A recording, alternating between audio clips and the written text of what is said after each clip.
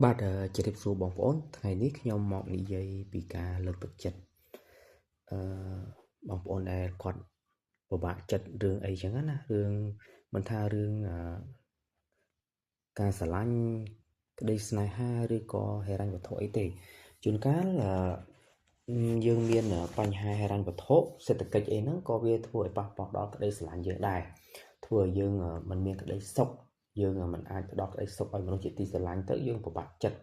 ដល់ពេលយើងពិបាកចិត្តទៅវាទៅជាมันមានភាពរីករាយมันមានភាពរីករាយពេលខ្លះមានការយល់ច្រឡំក៏ទាស់គ្នាបន្ថែមទៅប៉ុន្តែនៅក្នុងការទាស់គ្នានឹងអារម្មណ៍យើងគឺមានក្តីស្រឡាញ់ទេបានន័យថាយើងពិបាកចិត្តហ្នឹងដោយសារតែយើងចង់ឲ្យមនុស្សដែលយើងស្រឡាញ់ហ្នឹងមានក្តីសុខពីអ្វីដែលយើងកំពុងតែមានបញ្ហាហ្នឹងណាប៉ុន្តែវាមិនទទួលបាននៅភាពក្តីសុខទេវាទៅជារកម្មរកុសមិនចុះសម្រុងគ្នាទៅវិញអញ្ចឹងណាប៉ុន្តែអាហ្នឹងគឺជាចលនានៅក្នុងខាងក្រៅទេប៉ុន្តែចំពោះនៅខាងក្នុងគឺយើងកើតឡើងហើយនឹងនៅតែបារម្ភពីអ្នកដែលយើងស្រឡាញ់អញ្ចឹងឯងអញ្ចឹងណាបងប្អូនហ្នឹងហើយអាហ្នឹងគឺជាការពិតមានភាគច្រើនគឺអញ្ចឹងហ្មងត្រង់ចំណុចនេះអញ្ចឹងណាបងប្អូនហើយចំពោះកន្លែងដែលយើងថាយើងមិនសប្បាយចិត្តហ្នឹងណាពេលខ្លះឥឡូវឧទាហរណ៍ថាគេហៅថាបាក់ទឹកចិត្តចុះបងប្អូនភាគច្រើនគាត់បាក់ទឹកចិត្តអញ្ចឹងណាព្រោះភាគច្រើនគឺចូលដំណាក់កាលហ្នឹងហើយអញ្ចឹងខ្ញុំយករឿងហ្នឹងមកនិយាយតែម្ដងដល់ពេលដែលយើងបាក់ទឹកចិត្តឬក៏យើងមានបញ្ហាផ្លូវចិត្តហ្នឹងគឺយើងគិតថាបងប្អូនដែល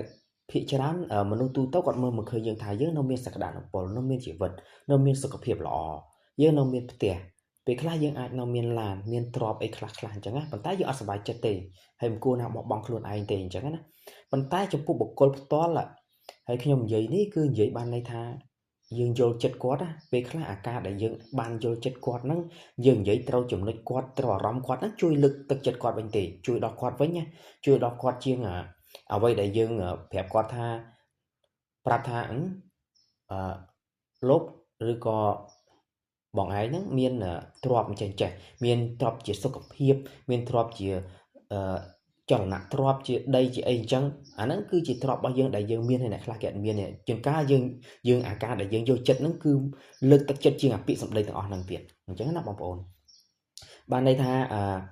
អារម្មណ៍គាត់ពេលហ្នឹងណាអ្វីដែលទ្រព្យគាត់ដែលគាត់មានទាំងអស់ហ្នឹងមិនមែនគាត់មិនដឹងទេគាត់ដឹងប៉ុន្តែគាត់គិតថាពិភពលោកហ្នឹងវាគ្មានតម្លៃចំពោះគាត់ណាឬក៏ជីវិតគាត់មិនមានតម្លៃចំពោះពិភពលោកទេមនុស្សយើងរស់នៅគឺយើងមានអារម្មណ៍ថាខ្លួនឯងជាផ្នែកមួយនៃពិភពលោកតើយើងជាផ្នែកអ្វីមួយដែលមានស្នាដៃអ្វីឬក៏ជីវិតរបស់យើងនឹងជួយដល់ប្រទេសជាតិបែបណាអញ្ចឹងណាជួនកាលពេលខ្លះជីវិតគាត់អត់គិតឃើញអាកន្លែងហ្នឹងទេគាត់គិតឃើញថាគាត់អត់មានតម្លៃអញ្ចឹងមនុស្សដែលពេលដែលអស់តម្លៃទោះមានទ្រព្យមានអ្វីក៏ដោយគឺជាคล้ายគឺជាមិនពិតប្រាកដគឺជាអ្វីដែលមិនពិតប្រាកដចំពោះជីវិតរបស់គាត់វា fake នៅក្នុងជីវិតរបស់គាត់បានន័យថាចក្រវាឡរបស់គាត់ហ្នឹងគឺសូន្យណាអត់មានណាអញ្ចឹងដែលយើងនិយាយថានៅពេលដែលយើងស្គាល់ខ្លួនឯងយើងមើលឃើញតម្លៃខ្លួនឯងយើងស្គាល់ចក្រវាឡរបស់យើងនៅក្នុងចក្រវាឡរបស់ជីវិតរបស់យើងចឹងបានន័យថាយើងស្គាល់ខ្លួនឯងគឺស្គាល់ចក្រវាឡមួយអញ្ចឹងណាអានឹងគឺបែបហ្នឹងបងប្អូនប៉ុន្តែគាត់ថានៅពេលដែលយើងយល់ចិត្តគាត់បើសិនជាយើងនិយាយទៅចំចំណុចគាត់ដែលគាត់កំពុងគិតណាអាហ្នឹងជាផ្នែកជួយគាត់ជាងអ្វីដែលយើងប្រាប់គាត់ថាគាត់មានអ្វីហ្នឹងទៀតអញ្ចឹងបងប្អូនអានេះជាអ្វីមួយដែលខ្ញុំធ្លាប់ឆ្លងកាត់ដែរហើយក៏ធ្លាប់យល់ពីផ្នែកហ្នឹងដែរអញ្ចឹងណាហើយវាអាស្រ័យទៅលើបុគ្គលដែរ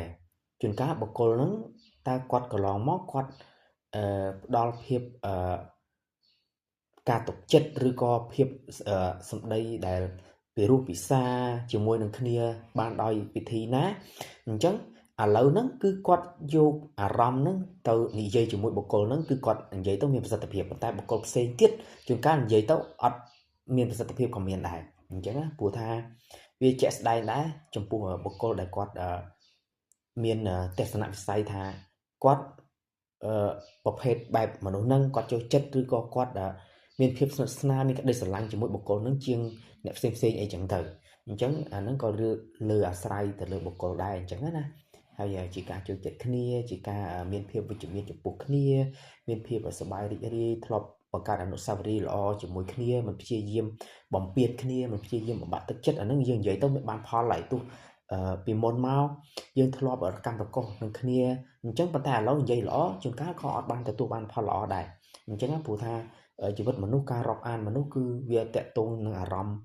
ពីអតីតកាលរហូតមកដល់បច្ចុប្បន្នយើងសរុបចូលគ្នាចម្រាញ់